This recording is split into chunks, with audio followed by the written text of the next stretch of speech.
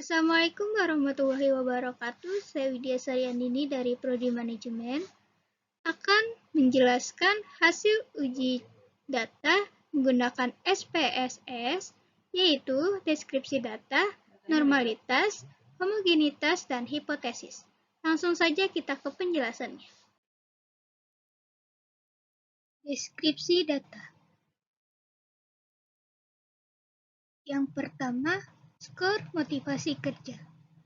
Berdasarkan skor motivasi kerja, sebanyak 20 responden diperoleh skor terendah 80 dan skor tertinggi 90. Rata-rata skor atau mean sebesar 83,70. Simpangan baku 3,77, modus 80, dan median 82. Dari tabel di atas dapat dideskripsikan bahwa nilai 80 ada sebanyak 7 atau 35% dari jumlah data, nilai 82 ada sebanyak 4 atau 20% dari jumlah data, nilai 85 ada sebanyak 4 atau 20% dari jumlah data, nilai 88 ada sebanyak 2 atau 10% dari jumlah data, dan nilai 90 ada sebanyak 3 atau 15% dari jumlah data. Total semua data ada 20 atau 100%. Yang kedua, skor kinerja karyawan. Berdasarkan skor kinerja karyawan sebanyak 20 responden, diperoleh skor terendah 80 dan skor tertinggi 90. Rata-rata skor atau mean sebesar 84,90, simpangan baku 3,89, modus 80, dan median 85. Dari tabel di atas dapat dideskripsikan bahwa nilai 80 ada sebanyak 5 atau 25% dari jumlah data, nilai 82 ada sebanyak 3 atau 15% dari jumlah data, nilai 85 ada sebanyak 4 atau 20% dari jumlah data, nilai 88 ada sebanyak 4 atau 20% dari jumlah data, dan nilai 90 ada sebanyak 4 atau 20% dari jumlah data. Total semua data ada 20. Pengujian prasyaratan analisis data. Yang pertama, uji normalitas. Uji normalitas motivasi kerja. Berdasarkan tabel dengan menggunakan one sample Kolmogorov-Smirnov test, hasil diperoleh Kolmogorov-Smirnov Z sebesar 1,001. Angka ini sama dengan hasil manual dan nilai asymptotic sebesar 0,268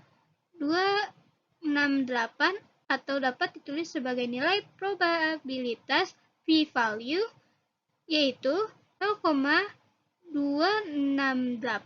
lebih besar dari 0,05 atau HO diterima. Dengan demikian, data motivasi kerja berdistribusi normal. Uji normalitas kinerja karyawan.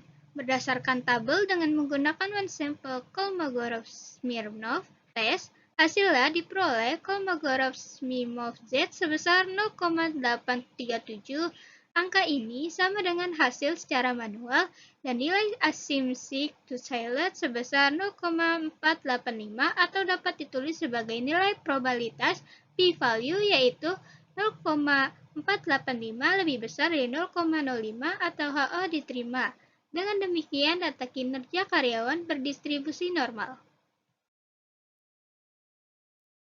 2. Uji homogenitas.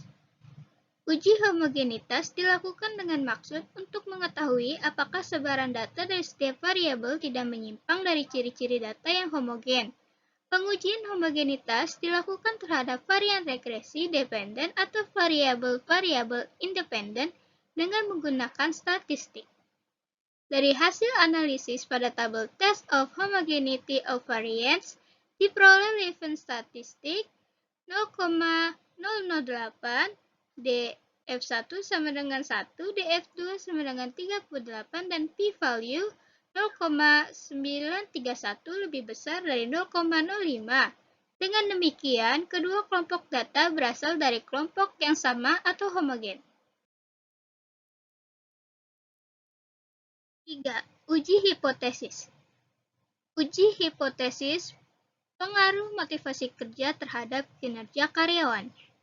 Diperoleh dari kolom B, sehingga persamaan regresi Y sama dengan 73,315 ditambah 0,138.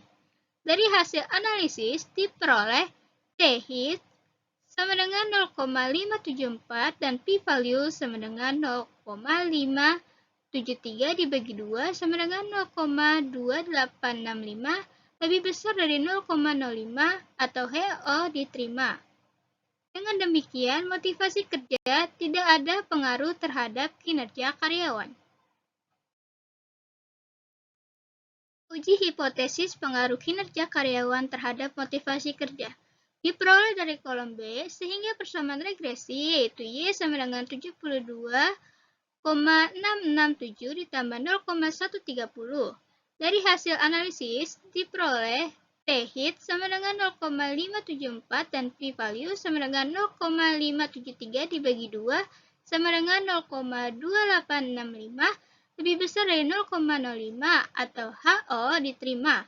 Dengan demikian, kinerja karyawan tidak ada pengaruh terhadap motivasi kerja.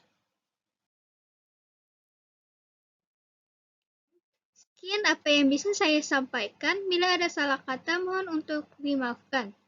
Wassalamualaikum warahmatullahi wabarakatuh.